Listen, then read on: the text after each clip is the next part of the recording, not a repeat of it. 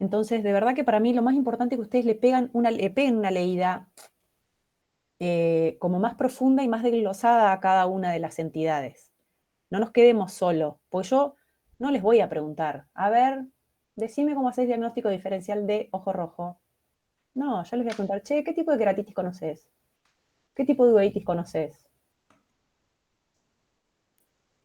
Que no es difícil, ¿eh? Pero si no lo leen,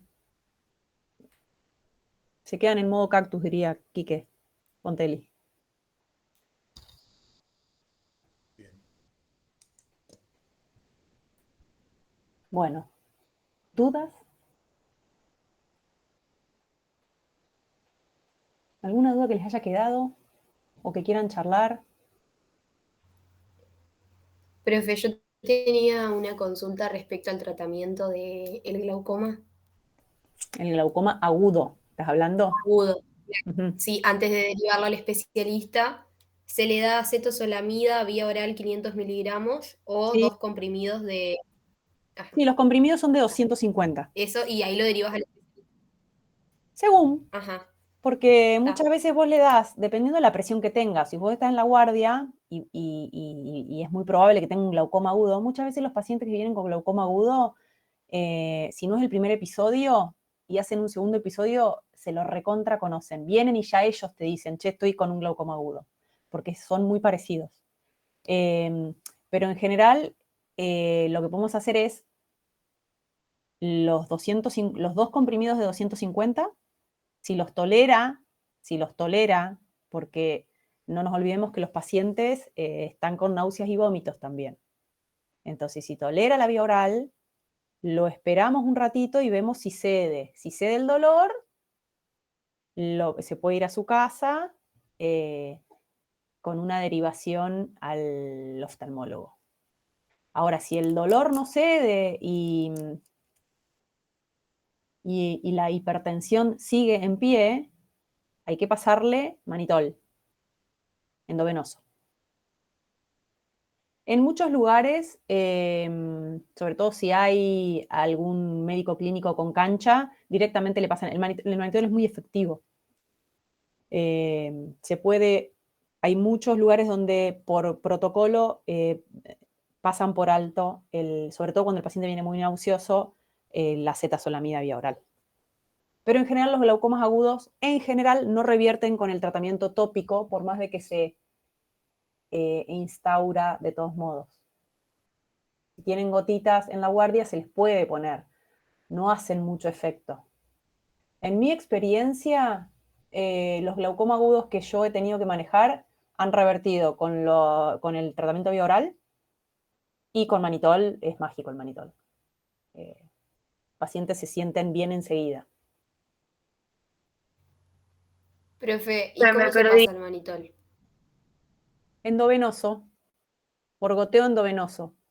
Igual eso lo tienen que leer, chicos. Es medicación endovenosa. El goteo es lento, pero búsquenlo.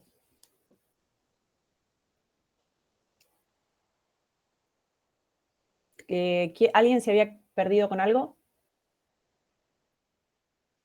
Me dijeron me quedé en, me perdí en, o no, me pareció escuchar.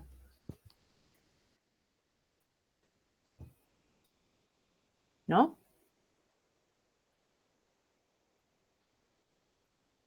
En líneas generales es tratamiento vía oral y después, si no revierte, podemos esperar media hora, 40 minutos, no revierte, pasamos al tratamiento endovenoso.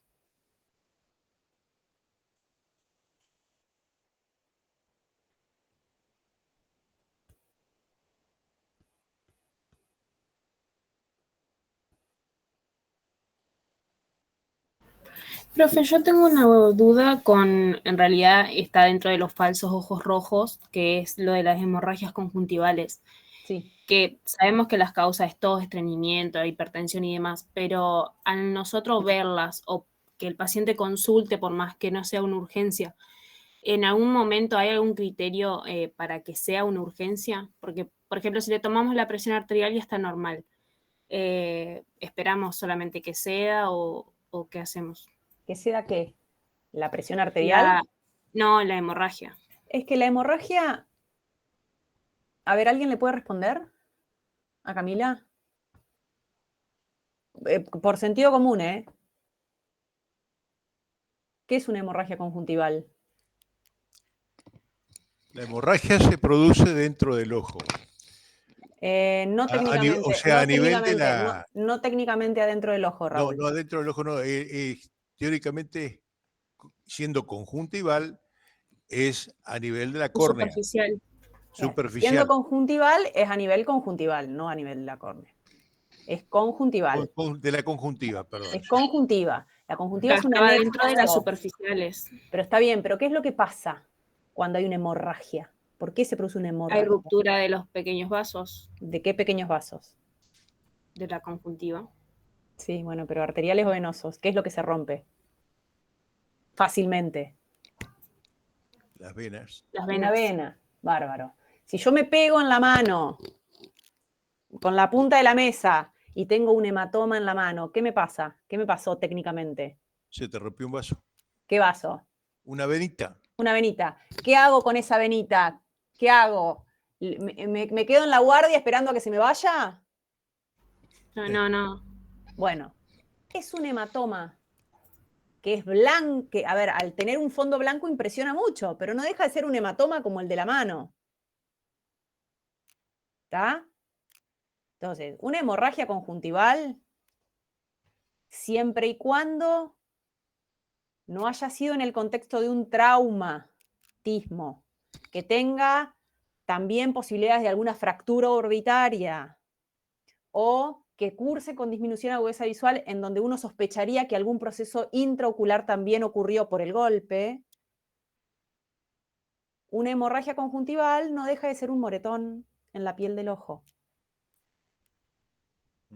Entonces, es re importante, por más de que la hemorragia conjuntival sea chiquita, localizada o de toda la esclera, que se vea por toda la conjuntiva anterior, que todo el ojo se vea rojo, hay que tranquilizarlo al paciente y decirle que eso se le va a ir solo. Estemos atentos con los pacientes anticoagulados. Los pacientes anticoagulados, probablemente las hemorragias conjuntivales sean más grandes, demoren más en irse.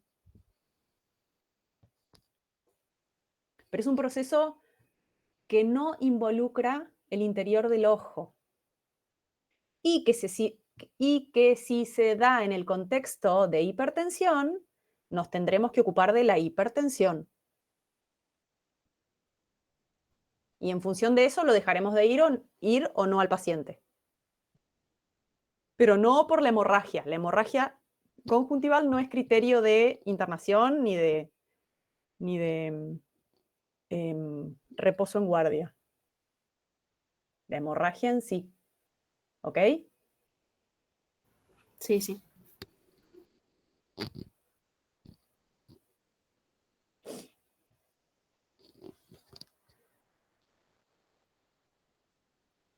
Son re frecuentes, chicos. La gente se reasusta por las de hemorragias conjuntivales, contra. Por traumatismos, por hipertensión, que en general, cuando son hipertensivas, en general son, cuando uno tiene ya, uno sospecha hipertensión, cuando uno tiene hemorragias conjuntivales a repetición. Uno tiene una hemorragia conjuntival, en general tiene que ver con alguna maniobra de Valsalva. Es muy común la tos con las arcadas, el vómito. Son muy frecuentes. Y también están las que son, dormido, me rasqué el ojo y amanecí con una hemorragia conjuntival, traumática, mecánica. Me levanté así, no siento nada, pero me miré al espejo y me vi eso. Asustan, pero no nos olvidemos que está por fuera del globo ocular.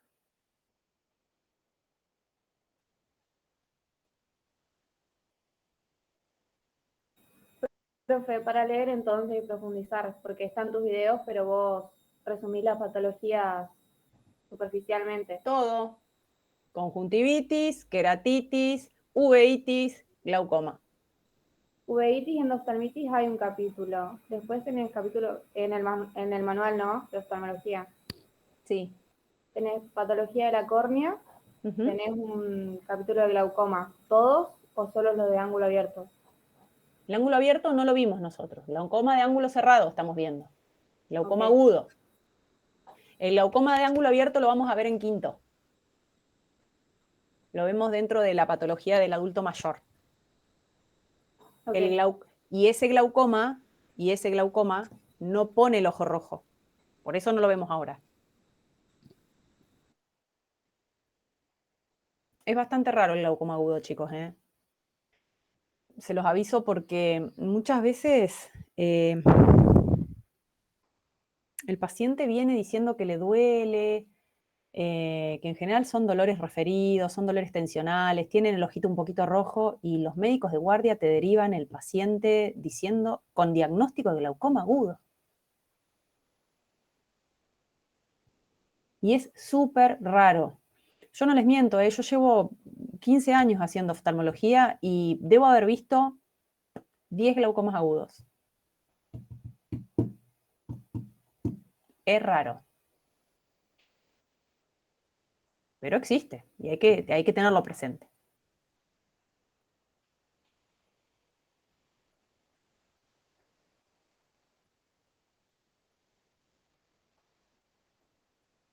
Obviamente el glaucoma agudo es un glaucoma en el que de manera aguda sube la presión.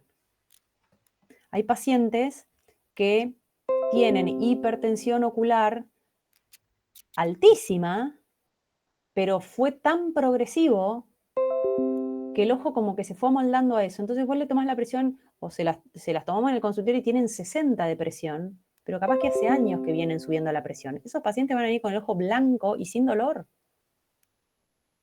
Ahora, el paciente que ayer tenía 12 de presión ocular y hoy tiene 60, se muere del dolor. Es muy doloroso, muy. ¿Qué origen tiene habitualmente?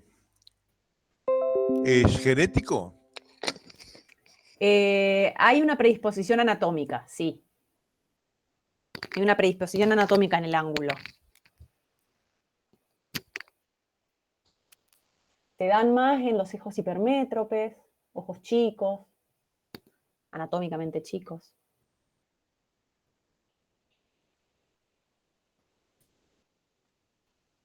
Pero sí, tiene que ver con la anatomía del ojo. Es bastante más familiar el glaucoma crónico de ángulo abierto, el otro, el que vamos a ver el año que viene.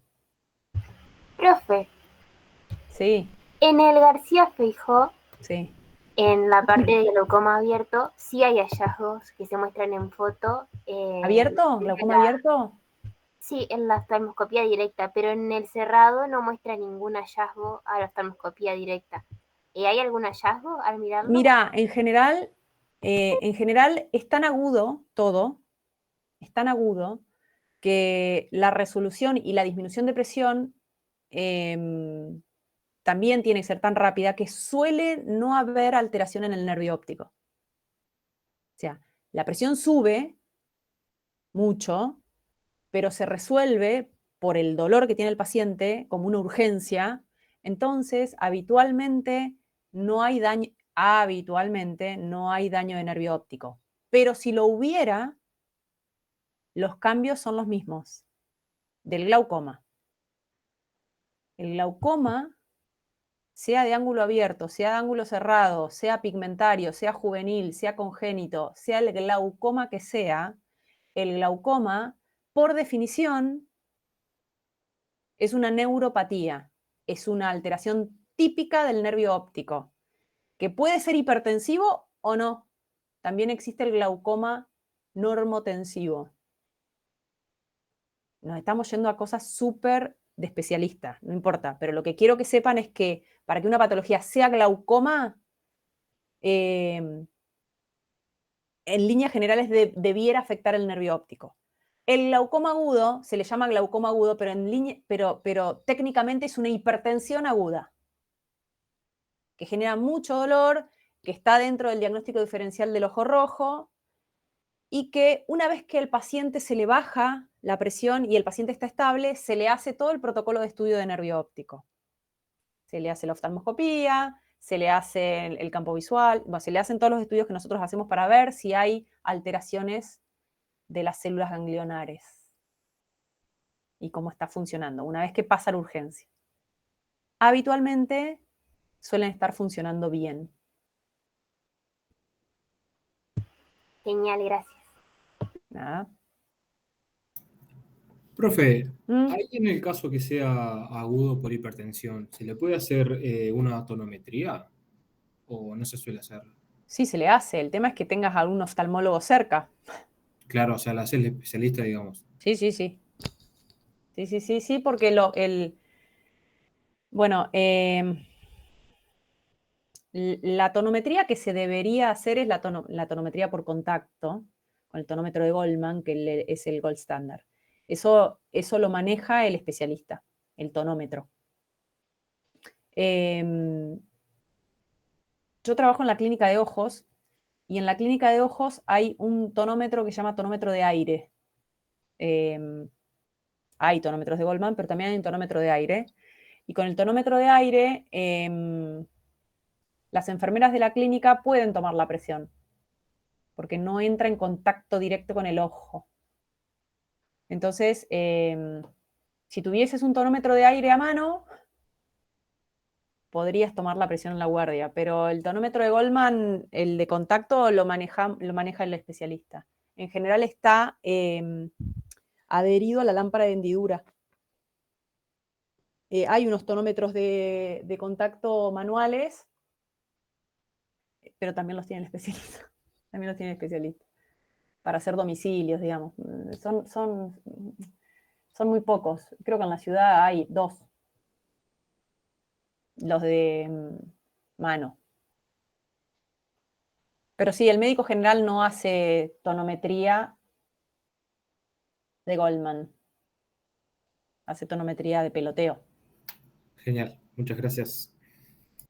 De nada. De hecho, a tomar la presión ocular se enseña en la residencia de oftalmo. Profe, una consulta. Uh-huh. En los procesos corneales, cuando se daña el epitelio, que hay que darle antibióticos para evitar la infección, sobreinfección. Queratitis epitelial. Ajá. Sí. En el video decía que se le daba ciprofloxacina al 0,3%. Sí, se puede usar cualquier antibiótico, ¿eh? La tobra se puede usar. A mí me gustan mucho la gatifloxacina y la moxifloxacina, las últimas quinolonas. Pero se pueden usar. Se puede usar la cipro también. Quería saber cuántas gotas y... Dependiendo. No, gotas es siempre una. Una gota cada vez que uno... Dependiendo de la sospecha de infección. Si la queratitis, bueno, por eso quiero que vean tipos de queratitis, ¿no? Pero si la queratitis tiene un origen sucio, y yo creo que ese daño epitelial está infectado, la posología debiera ser cada hora o cada 2 horas. Una queratitis infectada es un absceso. Ahora, la inmensa mayoría de las queratitis o de los daños epiteliales superficiales de la córnea son asépticos. Y en ese caso, el antibiótico es preventivo. Y lo puedes usar cada 4 o cada 6 horas. Cuando no hay signos de infección.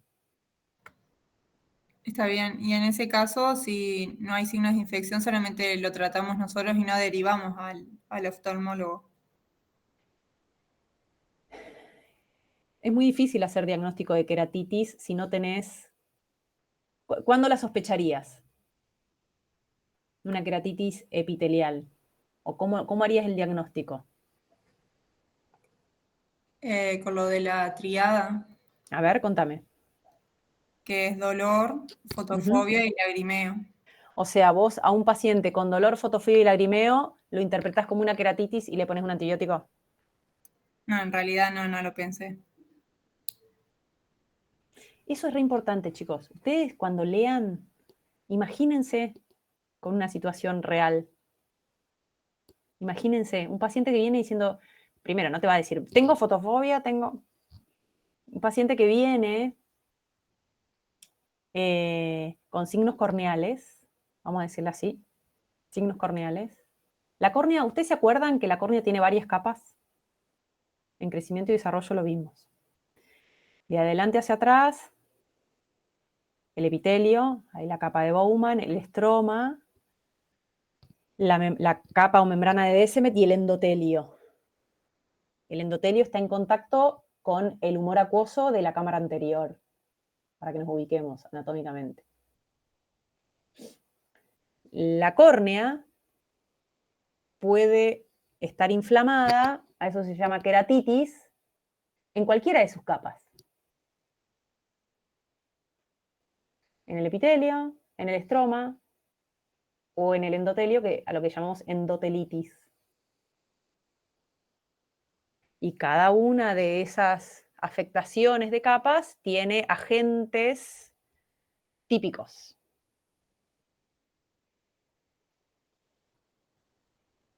Un paciente con endotelitis pensamos automáticamente en un agente. En una queratitis intermedia, cuando es en estroma, esto es muy de especialista, porque para vos ver dónde está la capa afectada tenés que ver con lámpara hendidura. Vos ves qué capa está, es como hacer un corte histológico en vivo. Pero, lo que sí el médico general suele y puede tratar y puede diagnosticar son las alteraciones epiteliales usando el colirio de fluoresceína. Ustedes empiecen a hacer guardias.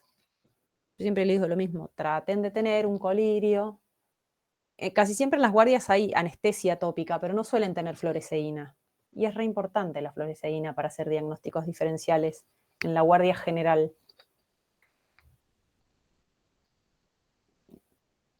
Miren.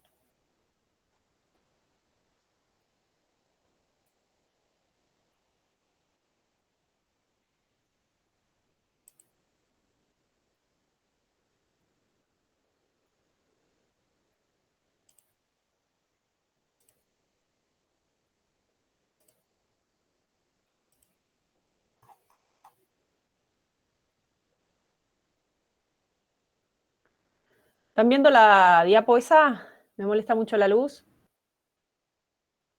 Sí, Sí, sí. ¿Sí? Bueno, un paciente que viene con fotofobia y con sensación de cuerpo extraño, con una gotita de fluoresceína, ustedes pueden ver esto. Que sin fluoresceína no se ve. Eso, lo que ustedes ven como ese puntillado prendido, fosforescente, yo lo estoy viendo acá con luz de cobalto. Esta paciente la vi la semana pasada y le saqué una foto porque dije qué bueno va a estar para la clase. Porque se ve demasiado bien. Ese puntilladito que ven es epitelio caído. La fluoresceína tiñe donde no hay epitelio. Y esto es típico, el epitelio caído en el tercio, del tercio medio hacia inferior. Fíjense que acá no está tan, si bien acá hay algo aislado, pero esto de tercio medio hacia inferior es típico del ojo seco. El ojo seco, cuando la lágrima es de mala calidad, puede producir esto, puede producir que el epitelio, o sea, que el parpadeo mismo raspe y esfacele el epitelio. Este paciente no puede andar sin anteojos de sol, el otro ojo estaba igual. Es una mujer que tiene artritis reumatoidea. Es un ojo seco reumatológico, autoinmune. Es un ojo seco severo. Si nosotros no tratamos esto, esos micropuntilladitos terminan como confluyendo y termina siendo una úlcera, como geográfica. Se queda sin un pedazo de epitelio, muy doloroso. Y son bastante resistentes al tratamiento los ojos secos reumáticos, que puede ser que vean hoy con el doctor. Pero fíjense, una gotita de fluoresceína. Cuando ustedes sospechen alguna patología corneal, si bien esta luz es una luz azul de cobalto,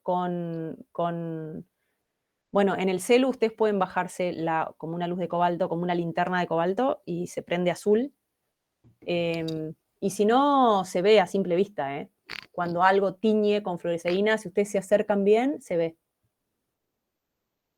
Tengan presente la fluoresceína. Miren esto.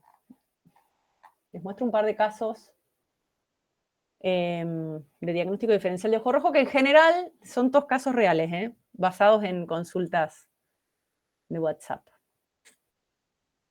Un paciente, esto no me llegó a mí, le llegó, es muy satisfactorio esto, le llegó a una exalumna de la Facu, que hoy es docente del área, una de los chicos de la primera camada. Hoy es docente del área. Y me dijo, che, mira, Celeste, te mando esto porque fíjate lo que me acaba de pasar en la guardia y te cuento lo que hice. O sea, ella ya me mandó las fotos cuando ya lo había resuelto al caso. Y lo había resuelto bien. Pero fíjense, el paciente llegó con esto. Hace como 4 días que veo como humo, le dijo, y hoy me levanté y no veo nada. Y ella le sacó una foto.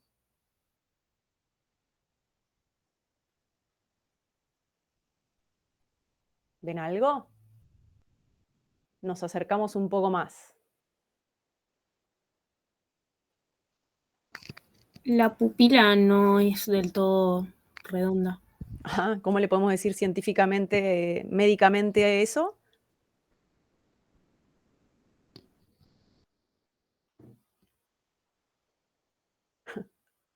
¿Cómo se le dice a una pupila que no es del todo redonda? Que así lo diría mi mamá, por ejemplo.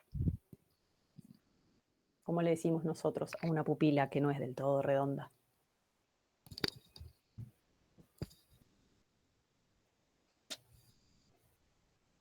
Anisocoria. Anisocoria es otra cosa. ¿Se le puede decir discoria? Sí, se le puede decir discoria. Discoria se le dice a una pupila que no tiene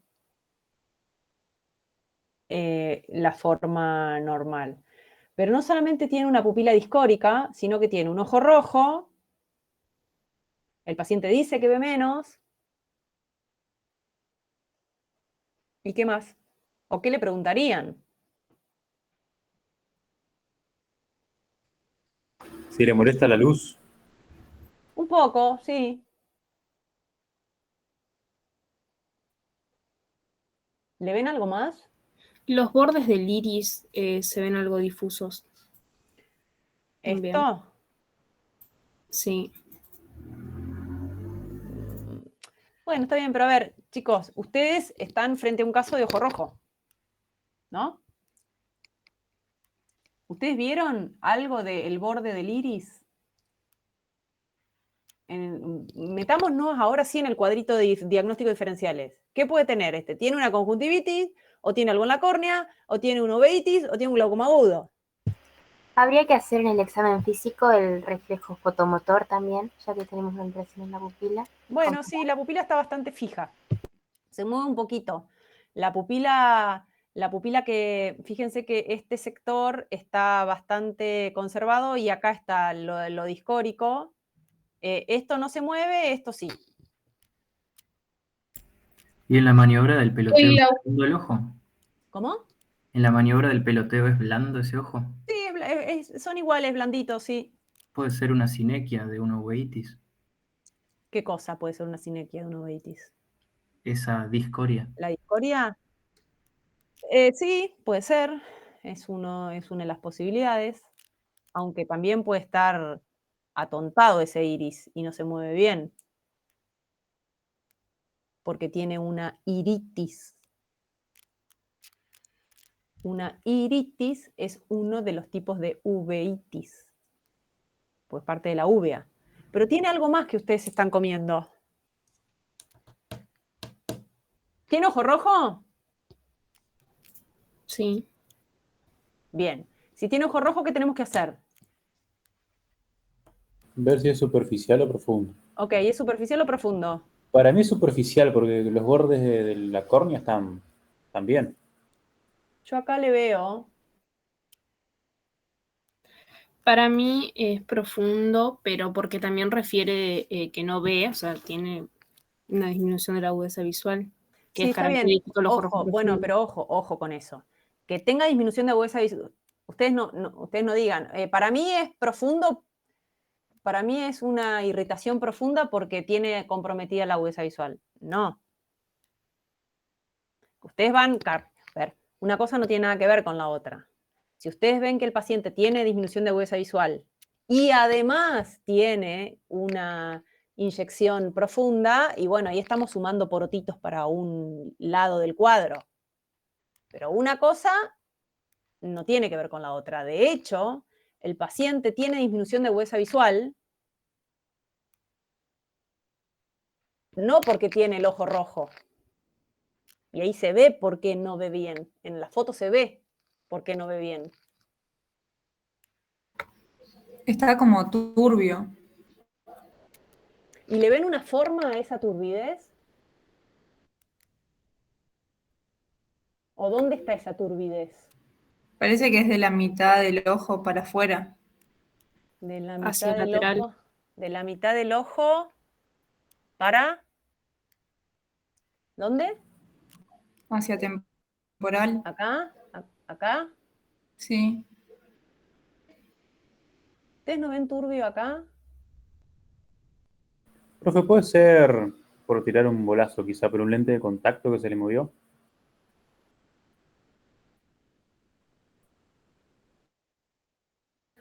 Se ve sí lo que señalás, profe.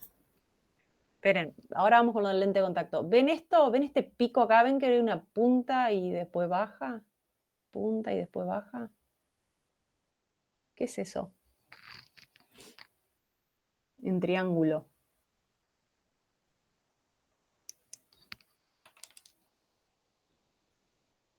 Este es un caso típico. Le podríamos preguntar si le duele, ¿no? Sí, le duele. Ojo rojo, unilateral, doloroso, con disminución de agudeza visual e infiltrados endoteliales, que son estas manchitas. Si yo estas manchitas las tiño con fluoresceína, no me prenden. ¿Cómo? Uveitis. Una infección. Eso es una uveitis. Eso es una uveitis típica. Acá hay otra. Profe, en cuanto a la uveitis, que en el video me parece que nombra que aparte de ser unilateral tiene miosis. ¿La miosis es tipo normal ante la luz o...? En general son pupilas no midriáticas. No midriáticas, para diferenciarla del glaucoma agudo. Pero a veces la pupila está miótica, miótica, miótica, y a veces tiene una asimetría, que eso sí es anisocoria, respecto de la pupila contralateral. En general es un poquito más chica y suelen estar fijas. Hay un proceso inflamatorio adentro del ojo y eso hace que esté todo como empastado, entonces no se mueve mucho. Ni hablar si el compromiso es irítico o iridociclítico. O sea, si es un proceso inflamatorio más bien de uvea anterior. A diferencia de las coroiditis, que es otro tipo de uveitis.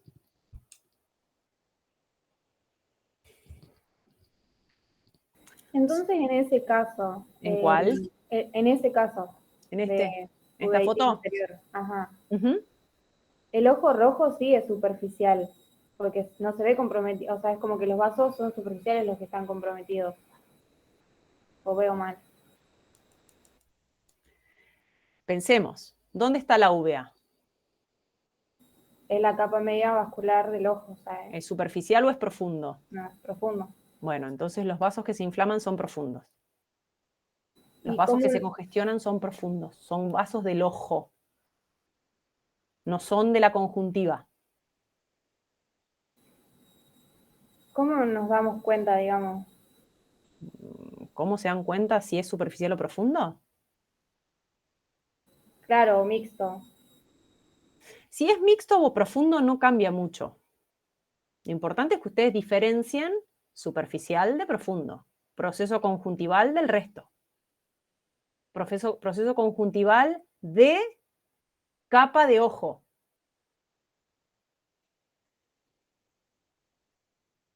Eso me parece que está claro en la teoría. En la teoría, no quiero decir que esto sea fácil en la práctica, pero en la teoría, ¿está No, claro? claro, o sea, mi duda es más en la práctica de cómo verlo, no en la teoría. Sí, te Y entiendo bueno, a lo que ver, ¿cómo verías un vaso con un proceso superficial conjuntival? O proceso conjuntival, ¿cómo son los vasos? En la teoría.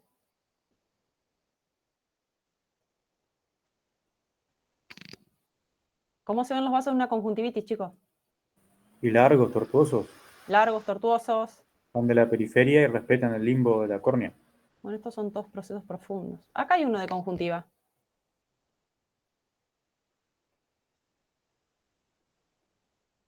¿Se ve?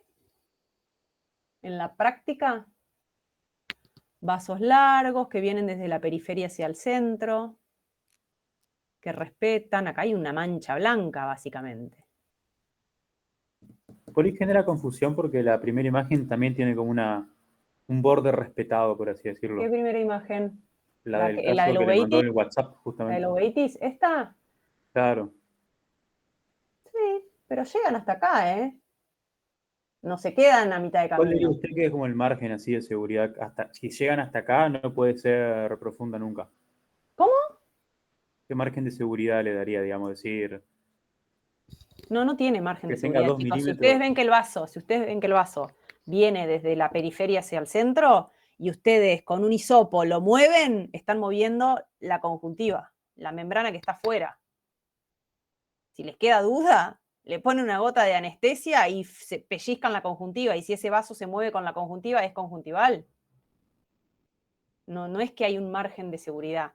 Pero fíjense esto y fíjense esto tiene un componente ciliar, se ve acá. ¿Lo ven? Hay un vaso largo, pero acá, en los 360 grados, tienen el componente prendido. ¿Lo ven? Fíjense, fíjense acá, es el mismo paciente. ¿Se ve? ¿Que es ciliar esto? Ese sí es clarito. Bueno, acá hay espacios blancos y hay vasos conjuntivales también, pero el componente ciliar se ve. Ahora, acá no.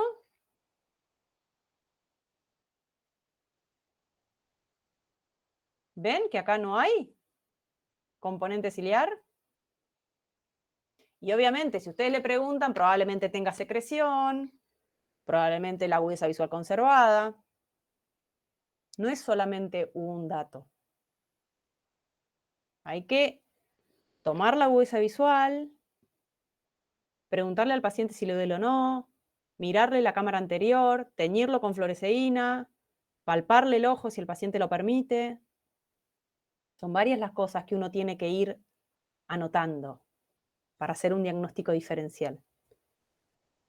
Si estamos dentro de un proceso conjuntival o si estamos frente a un proceso corneal o si estamos frente a un proceso uveal o si es un glaucoma agudo. Esta es otra uveitis. Esta.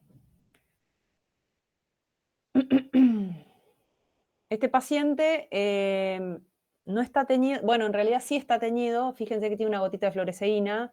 Acá no se ve porque no tenemos la luz de cobalto, pero el paciente ya venía con antecedentes de dendritas herpéticas. Y él cayó a la guardia diciendo, me parece que tengo otra vez la dendrita. Y la doctora le puso una gotita y le vio la dendrita. Una queratitis dendrítica, o es una queratitis por herpes. Un compromiso corneal. O sea, de capa de ojo.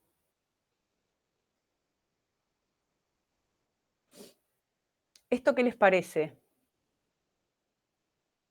El paciente le duele el ojo derecho. Le duele.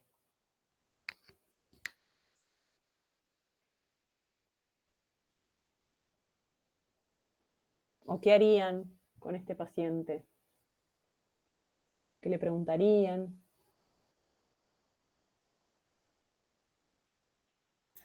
Si tiene dificultades para ver, si tiene lagrimeo, si le molesta la luz. La agudeza visual de él está conservada. Podría estar afectada, pero en general cuando estos procesos son así tan localizados, en general no comprometen la agudeza visual. Ven que lo tiene, es bien temporal, ¿no? Está como, la irritación está como fuertemente localizada en temporal. Acá no. Y si ustedes vieran la parte nasal del globo ocular está indemne, blanca. Puede tener algún vasito, pero esto llama la atención. El paciente no le puedes tocar, le tocas y le duele. Consultarle qué estaba haciendo antes, porque por ahí puede ser una herida laboral. Sí, ¿y qué pensarías? Ponele. ¿Que le Por saltó ejemplo, algo? una astilla o... Claro, si tuviese una astilla ahí, en conjuntiva, ¿decís? Sí, y ahí, bueno, si la agudeza visual está conservada, podríamos orientarnos un poco más. Sí, podría ser con el antecedente traumático o de alguna moladora. Es raro, pero no dejaría de ser un proceso conjuntival. A este paciente le duele, y los voy a ayudar, y no es la primera vez que hace este episodio. Él ya sabe que hace estos episodios. Y se le inflama siempre el mismo sector.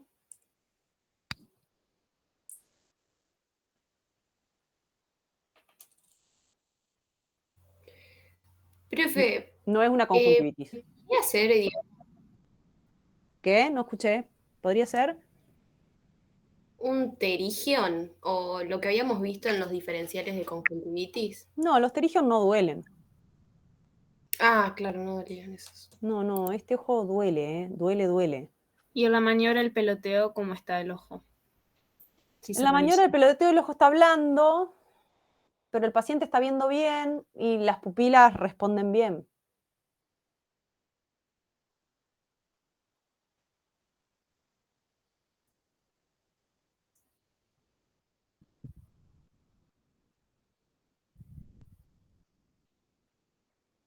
¿Noche? ¿Podría ser una hemorragia conjuntival? Podría ser, pero no, el ojo le duele, che. Le duele y eso no es una hemorragia, eso es típicamente, mira, una hemorragia conjuntival es esto.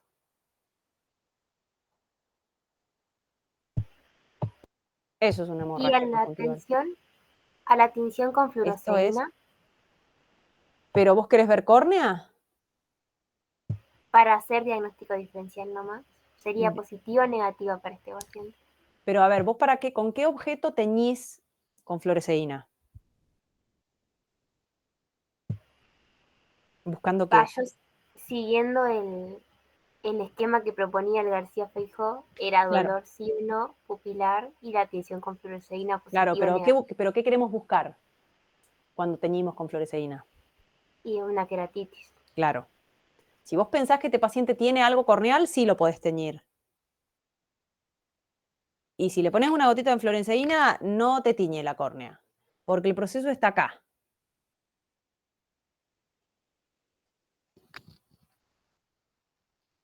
¿Qué es eso?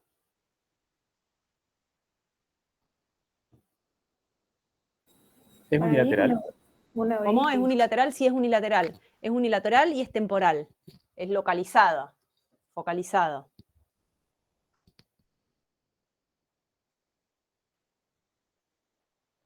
¿Qué hay ahí en el ojo, chicos? Eso es, si yo le digo que no es conjuntiva, ¿qué hay después? La esclera. Esclera. Esto es una escleritis. Esto es una escleritis. Si ustedes se acercan bien a este paciente, van a ver que en los vasos conjuntivales pueden estar inflamados, pero por contigüidad. Pero si lo miran bien, la inflamación es más profunda cuando lo miren bien. En la foto no se puede, ¿no? Esto es un paciente que hace escleritis a repetición. Son en general pacientes también con alguna patología reumatológica. ¿Qué otro más podemos ver? Esta ya lo vimos, ya lo vimos, ya lo vimos, ya lo vimos. Esta, miren, siento pinchazo en el ojo, me lagrimea, le podemos agregar fotofobia, pero lo típico es el lagrimeo. Ella cree que es porque se olvidó de sacar el lente de contacto a la noche, durmió con la lente de contacto puesta. Y la miramos, y acá tiene un lagrimón, tiene un ojo rojo, que tiene acá un componente, bueno, no se ve por la foto, pero bueno, tiene rosadito en sector ciliar. Y en el sector ciliar tenemos ahí una manchita blanca y ahí otra manchita blanca. Digamos, periférico en la córnea. ¿Se ve? Pueden ser leucocitos. Esos son 2 abscesos. Así se ven los abscesos corneales por lente de contacto. Esas son infecciones, es una queratitis infecciosa o absceso corneal. Cuando hay lesión relacionada con el lente de contacto o un paciente usuario de lente de contacto, lo primero que tienen que hacer es sospechar patología de córnea, porque es donde apoya el lente de contacto. O tiene una queratitis erosiva, a veces por sacar el lente de contacto o porque el lente de contacto se mueve sobre un ojo seco, puede raspar y esfacela epitelio. En tal caso, si le pusiésemos una gotita de fluoresceína, teñiría en donde está la erosión. Y en este caso, no es necesario teñir, porque se ven las manchitas blancas, pero si yo le pongo una fluoresceína, esas 2 manchas blancas se prenden de verde fluorescente.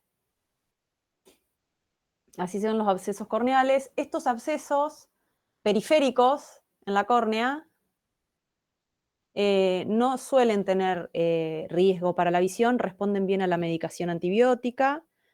Son más complicados los abscesos centrales, paracentrales y centrales, porque pueden dejar cicatriz y en ese caso quitarían agudeza visual. Cuando son periféricos no son tan, y de hecho se tratan empíricamente los periféricos. Cuando son centrales o más grandes, hacemos a veces toma de muestra para pegarle con y para hacer un antibiograma. No nos olvidemos que la córnea es avascular, entonces no tiene con qué defenderse. No llegan neutrófilos a la córnea.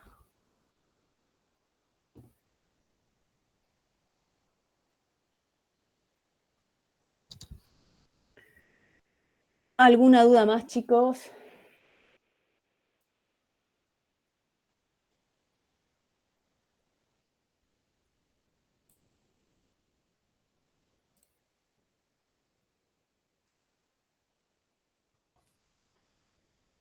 Esas fotitas son unos ejemplos.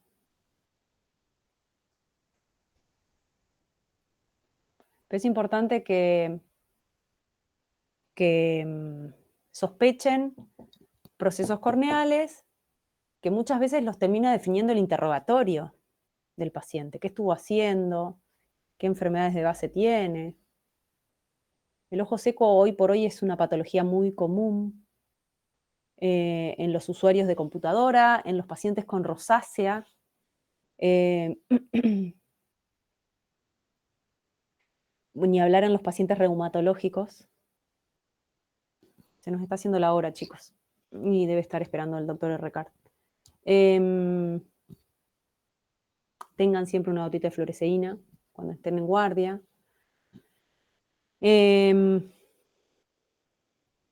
Y Y bueno, y sepan qué ir a buscar cuando ustedes sospechan una uveitis. Sepan qué tienen que ir a ver. El dolor, la pupila y mirar la cámara anterior. Aprendan a mirar la cámara anterior. Cuando ustedes miran la cámara anterior, pueden encontrar depósitos. A ver, se puede ver turbia cuando es muy notoria. Una... Ya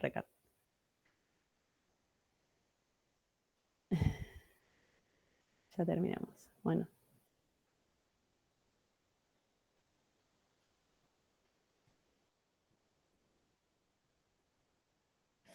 ¿Qué les estaba diciendo? Que el doctor R. Carlos está esperando. No decía que siempre tengamos fluoresceína, mano. Tengan siempre fluoresceína. No, estábamos con lo de la uveitis. Sepan mirar chusmeen la cámara anterior, miren la cámara anterior. Esos infiltrados en forma de triángulo son depósitos de polimorfonucleares que están dando vuelta en cámara anterior y se depositan por cómo circula el humor acuoso, se depositan en forma triangular en el endotelio. Típico, eso es típico de las uveitis. Cuando ustedes lo vean, prácticamente con eso hacen diagnóstico de uveitis. En general, las uveitis anteriores producen eso. Sepan cómo se ve una uveitis anterior, sepan algunas causas de uveitis anterior, las más frecuentes, sepan algunas causas de uveitis posteriores, que son coroiditis, que probablemente no las veamos en cámara anterior. ¿Dónde las vamos a ver a las coroiditis? Cámara vítrea. Sí, y entonces, ¿qué vamos a tener que hacer? Fondo de ojo. Oftalmoscopía. Oftalmoscopía. Las coroiditis se diagnostican con fondo de ojo. Bueno, chicos, los voy a tener que dejar porque está RCAR reclamándolos. Muchas gracias, Pero doctora. básicamente, a ver, sepan el diagnóstico diferencial del cuadrito y péguenle una leída a los tipos de queratitis más comunes o a la patología corneal más común, porque los síntomas de la córnea son comunes. Si uno tiene una patología superficial, estromal o profunda, los síntomas suelen ser similares. Y péguenle una leída a uveitis, sobre todo uveitis anteriores. ¿Ok? Porque glaucoma agudo más vale, pero es como más fácil. Ustedes se confunden mucho uveitis y córnea. Uvea y córnea. Entonces péguenle una leída a eso. ¿Estamos? Muy bien, muchas gracias. Hasta luego. Adiós. Muchas gracias. Profe.